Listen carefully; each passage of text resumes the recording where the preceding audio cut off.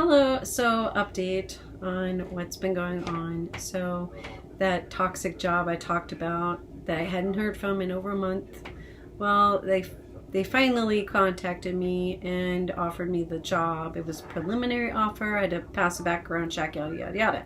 So since it was preliminary and I was told I'd be starting at such and such salary, which was 2,000 below what was advertised with the position when I applied, the starting salary, and there was a range. So starting salary up to yada yada. And so I thought, okay, so there's wiggle room to negotiate, and hopefully they won't start me at the very bottom. Hopefully they'll start me somewhere in the middle since they're claiming it's a range. Not the case. So in fact, they offered me 2,000 below what was advertised. So just to give you a clue, the amount they offered me is the exact same amount of salary that I made way back in 2016 when I worked at an outpatient clinic that was nonprofit. So I'm getting the same exact money as I did at a nonprofit outpatient clinic back in 2016. It's 2022 right now. This clinic is not a nonprofit, so there's no reason to start me so freaking low. So I asked if I could negotiate, and immediately the HR lady said, there's no negotiation. Like, she interrupted me and said that really quickly. And I said, well, will you consider asking somebody about a higher starting salary, please? Because this is really low and rent is extremely high. The cost of living is high. It is really hard to survive on this and then pay the rest of my bills, you know, not to mention gas, getting to and from, oil changes, wear and tear in my car, paying my electricity bill and all the rest of the bills that, you know, are entailed with living. So she messaged, she told me it was up to my manager, which already this is a lie because not from the HR lady. I believe her. The manager lied to me. The manager in my interview said she didn't set the salary, that it was up to other people, and she did this weird body language thing and shuddered like she was uncomfortable and it was not in her control, and didn't give me eye contact when she said that. So I kind of had a feeling she was lying. But I just was like, well, maybe she just doesn't feel comfortable talking about money, which I'm sorry. This is part of the process when you work somewhere. Money has everything to do with it. You don't work for free. And if you have a quota like I'm going to have, that is part of it. So anyway, I guess she was mad that she was caught in a lie. She sent me a very scathing email, and mind you, I don't even work for her yet. I start next week, but this whole process has been a nightmare. And so I said, you know, I'm sorry, and I came at it like that. I'm sorry, but the cost of living is really high. It's not like it was in 2016 when I was making this exact salary at a nonprofit outpatient clinic. Rent is double what it was in 2016, and I don't know how I'm going to afford to live off of this. And so she came back at me with, you don't have the education and experience. And I was like, I have a master's degree. I took a specific course geared for this exact position, and I have 10 years experience in this work, in this field. She came back with, you do not have an exact degree in this field, and your experience hasn't been at this company. So your education and experience means nothing. Sorry, weird light fluctuation. Poltergeist again. So that was her justification for starting me at such a low salary. So, yeah. And I have to dress professionally and all that kind of stuff. And, you know, I haven't had the money to get my hair done. I feel like I look like crap, but whatever. I can't afford it, you know? So I just, I accepted the position. She said it comes with benefits, which every job has to offer that now. And it's not like it's free, and from their good graces, money comes out of my paycheck and I pay for the benefits. So it's not free. And, and she said, you have weekends off. Well, duh, it's a Monday through Friday business outpatient clinic. Of course I'm going to have weekends off. It's just goes without saying, but she was trying to use that as leverage for why, to justify why, on top of saying that I didn't have the education experience, which I clearly do.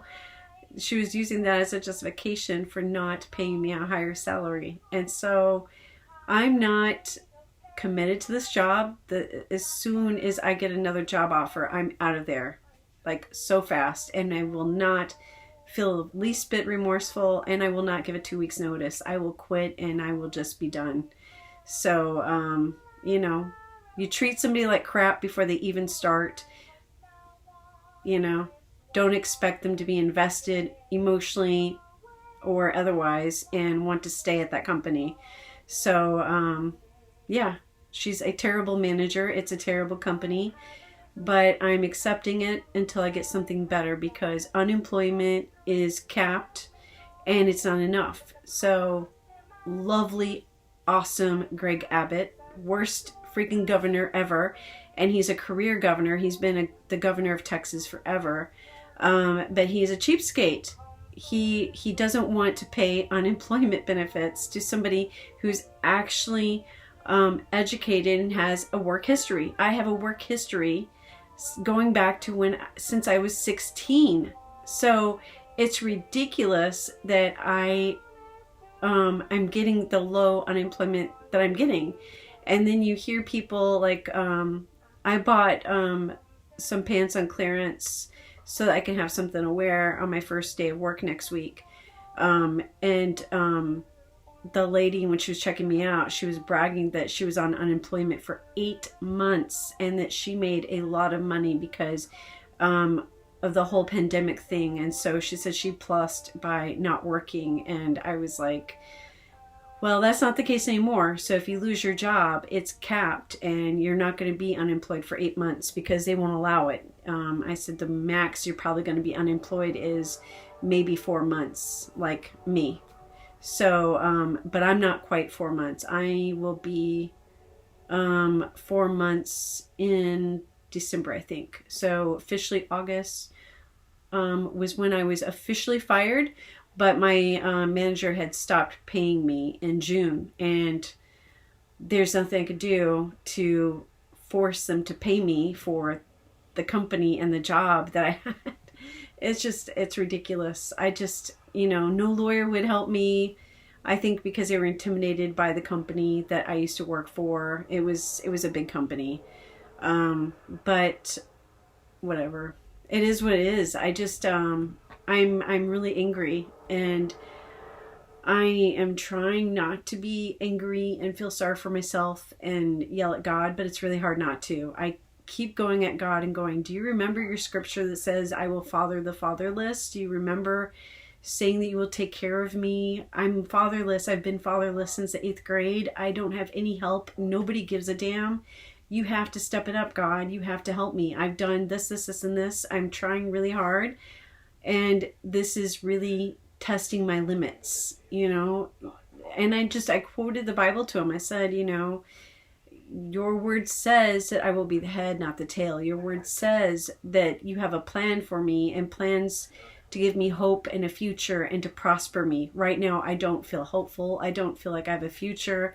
I definitely don't feel like I'm prospering. I feel like I'm negging big time. And I feel like all the work and time and money I've spent on a bachelor's and almost 2 bachelors, almost 2 masters has been for nothing. And here I am pursuing another bachelor's degree to start all over in a complete different field. It's just nonsense. It feels like I'm spinning my wheels. It's really frustrating. And so, if you don't know anybody who grew up in the foster care system, this is why people in my position lose hope. Because if you don't have family and no supports, and you're trying to make it on your own, and you have bad luck happening to you with, you know, like with my former job, getting dismissed over a laptop that wasn't working. Are you kidding me? And the very day I got sent a replacement laptop, I was let go.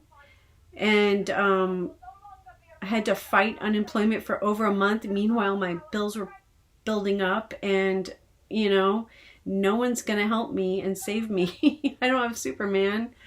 You know, so I'm crying out to God because that's all I've got. And today I was so desperate, I almost donated plasma. And I was like, you know, God, you're not helping me. I guess I got to do this myself. And I could definitely feel what Moses must have felt like when the people were really pressing him and saying, we miss having meat. We're tired of just the constant manna from heaven. It's the same thing every day. Same food every day. We're sick of this. We want meat.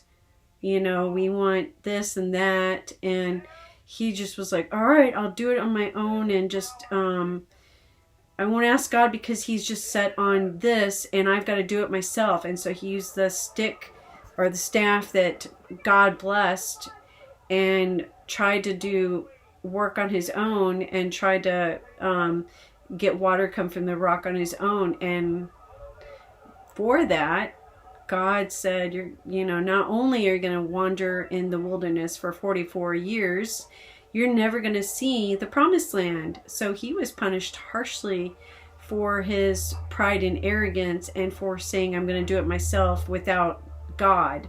So I definitely felt that today. I felt that hard. And, you know, the questionnaire was asking me if I had any tattoos, which I don't have a single tattoo.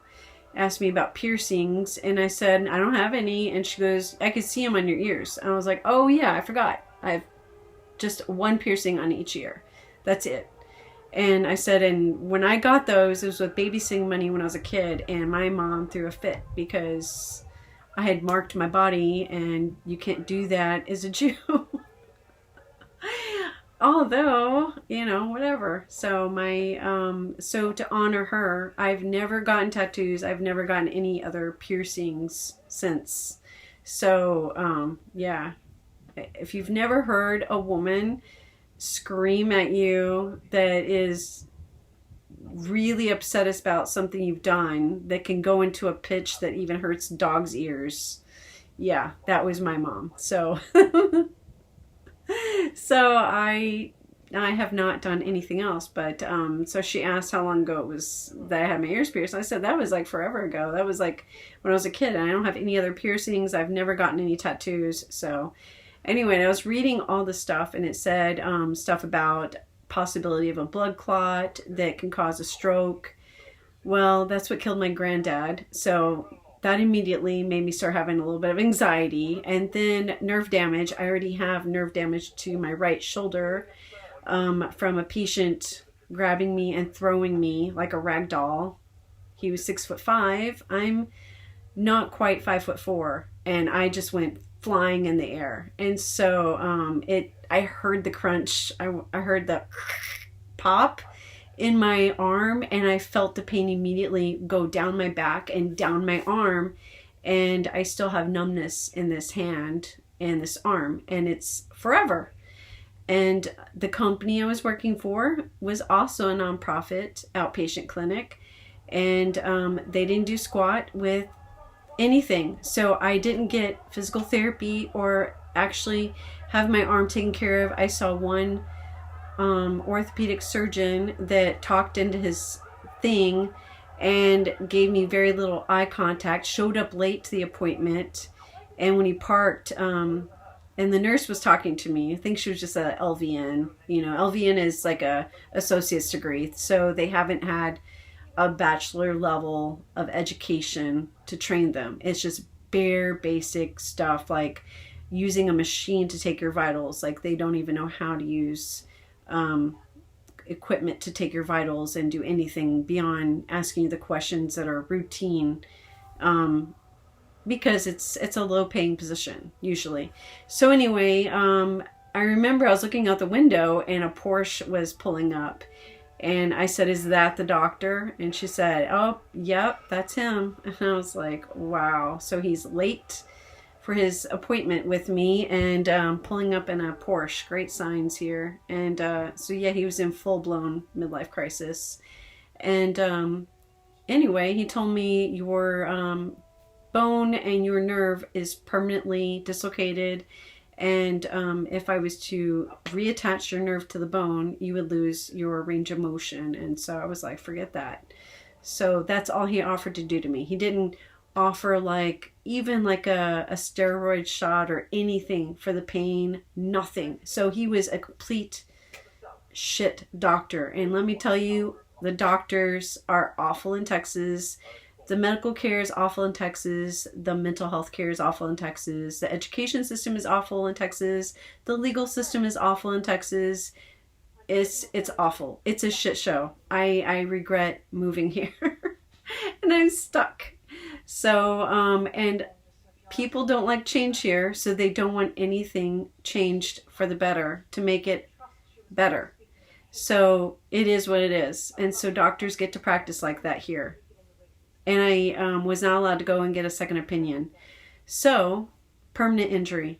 And this happened too long ago to do anything about now. This was back in 2000 and I want to say 4 or 5, because it was right before I started grad school. So 2006 is when I started grad school. And then, because I had to be a resident first so I could have lower rates for grad school.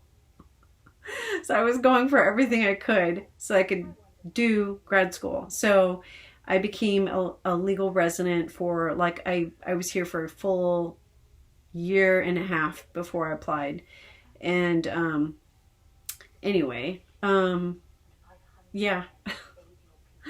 So frustrating. But yeah, so I start that job, and meanwhile I've applied at a shit ton of jobs, and I've gotten a shit ton of rejections, which is frustrating.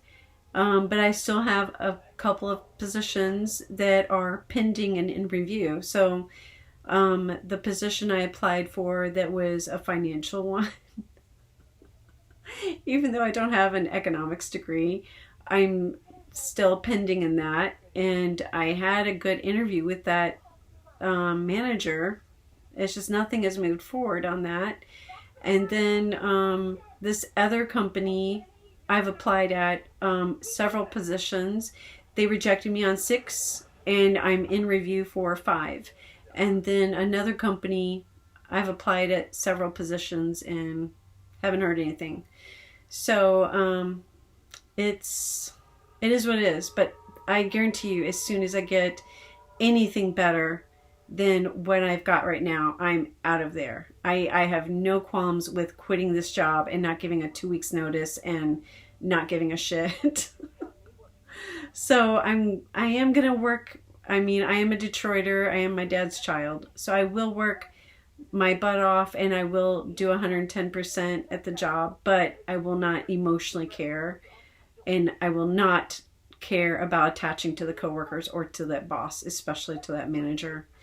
Like I said, she's a liar. She's a manipulative woman, and she is an awful person to send a scathing email and putting me down for requesting a higher salary, saying, how dare you try to negotiate after accepting the offer. Just like, why is that a bad thing? That is a typical normal thing to do with a job. You negotiate the salary, especially if they offer you something that's freaking lowball, like what they did to me. So I'm just gonna do that. And I was looking at my blog because I haven't visited my blog in ages. And so I was writing in my blog just about social media and my thoughts from observing and everything. And saw that there was a comment posted on one of my blogs, or one of the things I wrote on my blog about dating and stuff, about my frustrations with dating apps. And they said something about, you said this 2 years ago on your YouTube channel. So I was like, oh. So they said, you need to get over it. And dating apps are just for people that are hooking up, basically, is what they said. And that I need to go and find a guy that's into the stuff that I'm into, which I don't know. I guess my best bet is to go to horror cons and go to comic cons and meeting a geeky guy that way, or I don't know. So I have no idea where I'm supposed to look for a guy. I have no idea. But obviously the dating apps aren't it, because there's nothing but a lot of weird couples that are looking for like a third person, you know, which is really disgusting and creepy. And they all look creepy and awful. And there's a lot of guys on there that looks like Lex Luthor that say they want a perfect woman and all this stuff, but don't want a relationship. They just want it casual.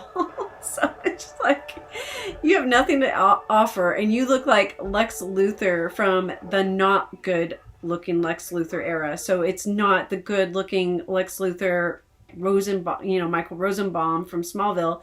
It's the ugly Kevin Spacey Lex Luthor from the Brandon Routh Superman movie. So no, thank you. You know, good luck on your high standards and then saying you just want something casual. So whatever. So it's frustrating. Yeah, you see this list that these guys make on their dating profile that they want a girl that's fun, outgoing, athletic, perfect figure, looks like a model, wants sex, all this stuff. And then you see the part where they don't want a relationship. They just want something casual. And you're just like, okay, so you want all this stuff and yet you want something casual, and you look like that. You look like the Kevin Spacey version of Lex Luthor. Pass. So, yeah. But as far as get over it on anything else, I don't know if that guy meant get over it on my ex-boyfriend, which I've been over. I broke up with that guy way back in 2014, and I'm way over him. I was just explaining the story because that's what I do. I give a little bit of background so that someone can go, okay, perspective.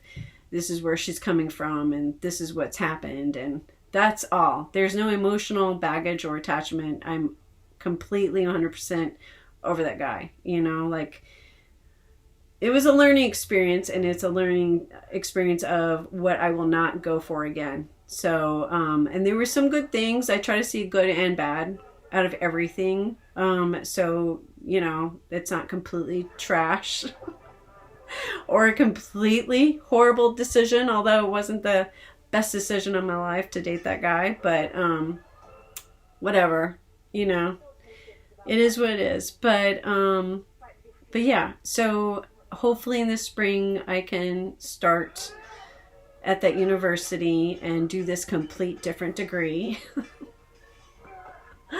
and hopefully get that completed within a couple of years time or whatever, and as best I can, and hopefully I can get a better job, you know, within 6 months time, so that I'm not stuck at this awful job that I can tell is going to drain me emotionally, and you know, I don't know what else to say. I don't want to be like a zombie and feel like crap every day. I want to do this job, do my best at it while I have, you know, while I have it, but then get out and bail, like totally, like later, you know, and do something totally, you know, something else.